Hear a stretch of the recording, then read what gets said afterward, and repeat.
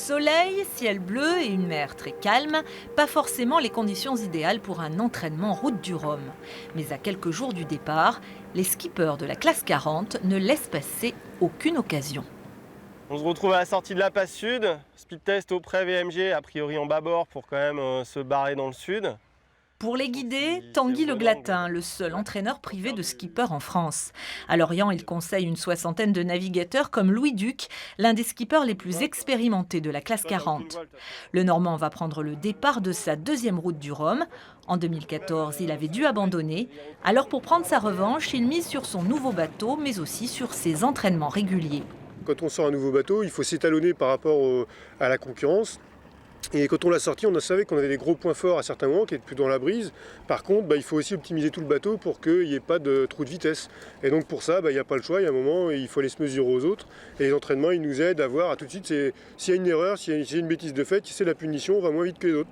Donc ça permet de progresser énormément sur les voiles, sur les manœuvres éventuellement aussi, mais surtout sur la conduite et la performance réelle dans des conditions légères. En classe 40, ils seront 53 cette année à prendre le départ du Rhum. Skippers expérimentés ou marins moins aguerris, les entraînements auxquels ils sont une petite quinzaine à participer servent à améliorer les performances de chacun. Avec leurs expériences diverses et variées, on peut se dire que globalement le niveau est relativement homogène. C'est ce qu'on a vu là sur les entraînements de septembre, au final le niveau il est en train de se resserrer petit à petit. Que ceux qui avaient un petit peu d'avance l'ont plus trop, ceux qui avaient beaucoup de retard l'ont comblé. Et voilà, donc on est vraiment... Mets le code 0 sur le pont.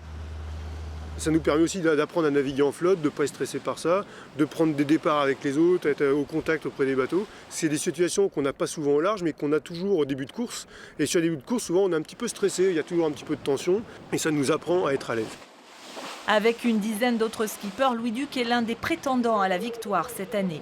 Et grâce aux entraînements, il a gagné en expérience et en confiance. Même si sur l'eau, il le sait, tout peut arriver.